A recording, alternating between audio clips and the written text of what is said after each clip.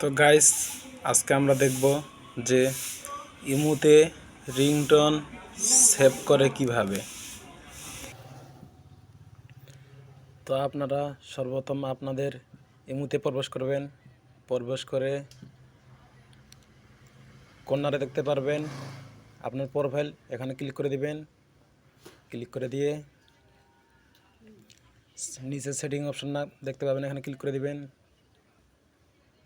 Click করে দিয়ে উপরে দেখতে পাবেন নোটিফিকেশন, এখানে ক্লিক করে দিবেন। তারপর এখানে দেখতে পাচ্ছি কলস, এখানে ক্লিক করে দিবেন। তারপর নিচে দেখতে পাচ্ছি রিংটোন, এখানে ক্লিক করে দিবেন। ক্লিক করে দিয়ে 3 নম্বরের মাঝখানটায় ফোন রিংটোন, এখানে ক্লিক করে দিবেন।